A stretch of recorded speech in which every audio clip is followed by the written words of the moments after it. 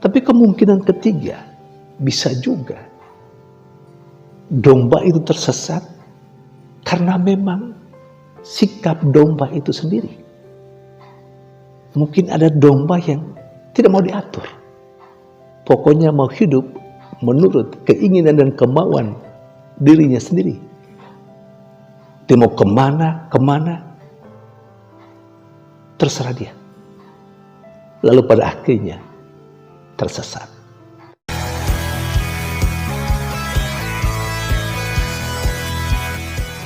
Berjumpa lagi dalam permenungan kita edisi Selasa 6 Desember 2022, pekan kedua Advent.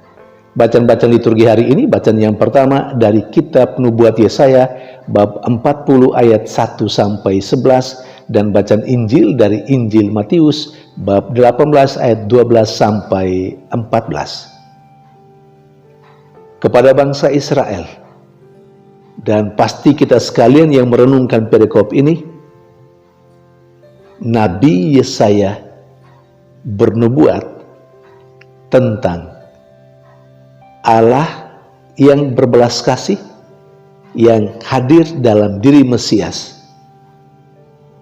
Allah yang berbelas kasih itu tidak akan pernah lagi menghukum bangsa Israel. Masa perhambaan telah berakhir. Dan Allah yang hadir dalam diri Mesias itu digambarkan sebagai seorang gembala yang menuntun dan menghimpun ternaknya. Seorang gembala yang akan menggendong domba-dombanya dan menuntun induk-induk domba. Kemudian dalam bacaan Injil, Yesus juga bercerita tentang gembala. Seorang gembala ketika kehilangan atau satu ekor tersesat, dia akan meninggalkan 99 ekor di padang gurun hanya untuk pergi mencari domba yang tersesat. Saudari dan saudara yang terkasih, demikianlah sikap Allah, persis seperti gembala itu yang akan mencari sampai menemukan domba yang tersesat itu, dan sesudahnya bergembira karenanya. Saudari dan saudara yang terkasih, kita mau merenung lebih jauh soal domba yang tersesat. Pertanyaan refleksif, mengapa ada domba yang tersesat? Mengapa ada satu yang tersesat dan yang masih berada dalam kumpulan domba 99 ekor? Sekali lagi pertanyaannya, mengapa ada domba yang tersesat? Saudari dan saudara yang terkasih, domba itu tersesat menurut hemat saya punya dua alasan atau dua kemungkinan alasan. Bisa saja yang pertama itu karena memang gembalanya tidak terlalu memperhatikan semua domba yang ada. Domba itu tersesat karena memang kurang ada perhatian dari gembalanya. Gembalanya tidak peduli atas apa yang terjadi dengan dombanya. Tiba-tiba saja gembalanya tahu kalau kehilangan dombanya. Itu kemungkinan pertama. Kemungkinan yang kedua, bahwa kemudian ada domba yang tersesat, bisa saja terjadi karena situasi yang kurang baik antar domba. Mungkin saling sikut menyikut,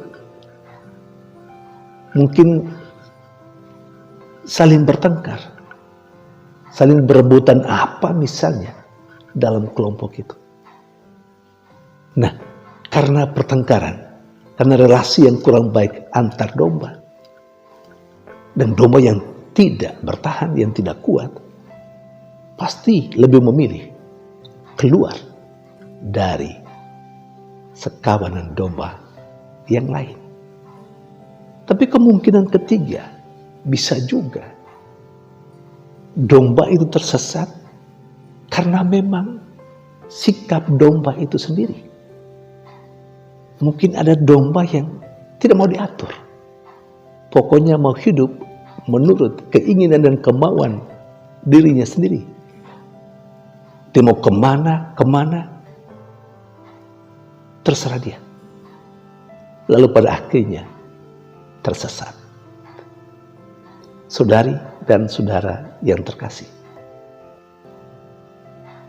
kehidupan dalam sebuah persekutuan sebagai umat Allah, sebagai gereja, kita digambarkan dengan kehidupan domba-domba itu dan gembala. Bagi kita para gembala, sebuah refleksi untuk kita. Ada enggak domba yang tersesat? Kalau ada, mengapa dombanya tersesat? Mengapa ada domba berada di luar sana, menyendiri di sana, dan tidak bergabung dalam persekutuan umat? Mengapa? Jangan-jangan karena kita, para gembalanya, yang kurang terlalu peduli, atau mungkin karena sikap kita yang tidak menggambarkan, tidak mengungkapkan sikap seorang gembala yang baik. Pantas saja banyak yang tersesat di luar sana, atau banyak yang akhirnya keluar dari persekutuan umat, entah di paroki atau di mana. Tapi bisa juga ada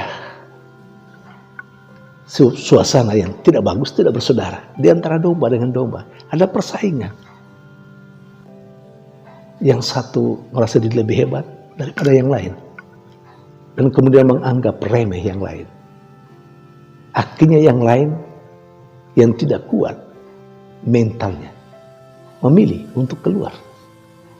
Atau bahkan juga domba yang tersesat, domba yang keluar itu karena memang dombanya itu sendiri. Saudari dan saudara terkasih, maka baik bagi kita para gembala maupun bagi umat, apa yang disampaikan kepada kita melalui kedua bacaan liturgi hari ini, terutama bacaan Injil, sebagai sebuah refleksi di mana posisi kita. Saudari dan saudara terkasih, kita bersyukur Allah kita yang hadir dalam diri Mesias, yakni Yesus Kristus, adalah Allah yang penuh belas kasihan. Belas kasihannya nampak dalam sikapnya yang turun, yang pergi untuk mencari dan mencari sampai menemukannya kembali. Semoga dalam kehidupan gereja ada gembala yang seperti Allah sendiri. Ketika tahu ada domba yang ada di luar sana, yang tersesat dalam bahasa Injil, atau yang akan terpisah dari persekutuan umat, mau mencari dan mencari sampai menemukan kembali. Jangan pernah berpikir, oh masih ada 99 yang lain, satu saja yang tersesat, memangnya gue mikirin. Jangan. Satu jemaat, satu umat, satu domba, sama nilainya dengan 99 yang tidak tersesat. Tuhan memberkati.